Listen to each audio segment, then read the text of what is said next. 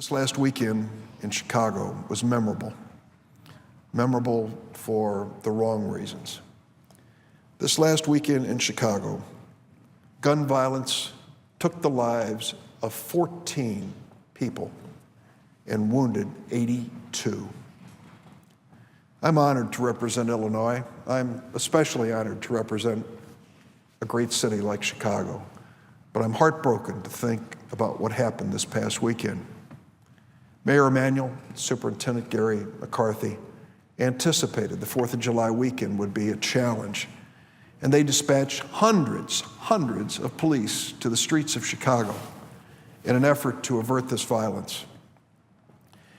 I wouldn't say they failed, but I would say that the tragedy that followed tells us that we have a lot of work to do. I'm sure Mayor Emanuel, all of the elected officials in Chicago, Superintendent McCarthy, are looking over what happened this past weekend, trying to think of what they can do to bring peace to the city and end the violence which has taken so many lives. They'll be working overtime. And a lot of people will point the finger of blame and say they could have done more. I think the mayor would acknowledge he could have done more. But let me add, we all could have done more. It isn't just the city's responsibility because that this gun violence has occurred. It isn't just the city of Chicago's misfortune that these lives were lost and that gun violence continues to plague us. It is a responsibility that goes far beyond the city of Chicago. It is a responsibility that is visited on this chamber of the United States Senate. How can we ignore gun violence in America wherever it occurs? In Chicago, in Washington, D.C., across this country. What are we doing as members of the United States Senate? What efforts are we making to make America a safer place to live? We've run away from it, Madam President. We ran away from our responsibility when it comes to an honest, conscientious discussion about gun control. Some people are frightened of this issue. They think when you get near the Second Amendment, it's the third rail of politics, and that there are gun lobby groups out there just waiting to pounce on any member who comes to the floor of this Senate and talks about changing our gun laws. Well, that's been the case for a long, long time. And yet the American people, when you ask them the basics, get it.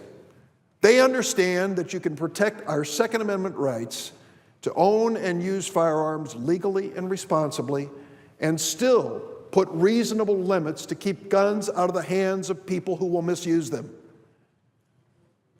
Is there anyone who believes that it's an infringement of constitutional rights to say that no one who has been convicted of a felony should be allowed to purchase a firearm in America? That makes sense. This weekend in Chicago, convicted felons were out on the street with firearms, firing away. We should do everything in our power to stop that from occurring. And after all of the senseless tragedies which we have seen over the last several years in Connecticut, in so many different places, even in the state of Illinois, is there anyone who argues with the premise that people who are so mentally unstable that they cannot accept the responsibility of a firearm should not be allowed to buy a firearm? Two things: convicted felons, mentally unstable people should not be allowed to purchase firearms in America, period. We had that vote, bipartisan vote. Joe Manchin of West Virginia, no liberal, Joe's a real conservative, and pro-gun. He joined up with Pat Toomey, Senator Toomey of Pennsylvania, about as conservative a Republican as you could find. And the two of them brought Manchin Toomey to the floor and said, let us do background checks to make sure that convicted felons and people who are mentally unstable cannot purchase a firearm. It failed. It failed because it faced a filibuster which we couldn't break. A majority of the senators voted for it, but that wasn't enough. We needed 60. We didn't have them. We lost a handful of Democrats, and we attracted only a few Republicans to support us. Well, to me, that's not the end of the debate. It's time for us to revisit that issue. It's time for us to have another vote on the floor of the United States Senate. I'm not sure the outcome will be much different, but we owe it to the people of this country to continue this debate. And we owe it as fellow senators, Democrats and Republicans, to search for solutions. Let me tell you another thing that could have helped in Chicago and other cities across America. There's a term called straw purchaser. A straw purchaser is someone who will walk into a gun store, present their identification, and purchase a firearm because they're legally entitled to it, purchase it, and then turn around and give it or sell it to someone who could not legally buy that same gun. Many times it turns out to be the girlfriend who sent in to make the purchase. Well, it's time to change that law. It's time to send out an all-points bulletin to the girlfriends of thugs that they're going to be sent away to prison for a long, long time for that kind of irresponsible act. Straw purchasers with these guns pass them into the community. And when they do, we know what happens. Innocent people die. That's another provision that we should vote on the floor of the United States Senate. Now, if there are colleagues who want to stand up here and defend the right of straw purchasers to buy guns and turn them over to convicted felons, be my guest. I want to hear that debate.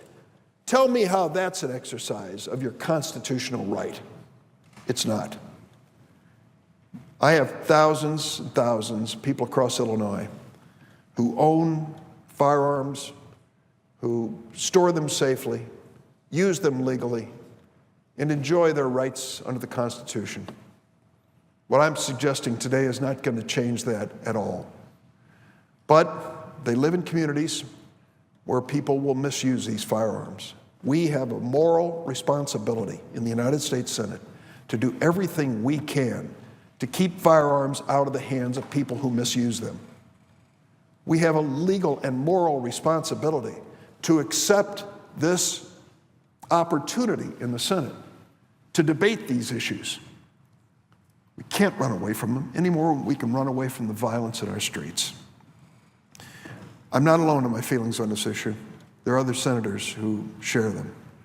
It is time for us to stand up and speak up. We have a responsibility to the people we represent, to innocent people who are being threatened and killed across America.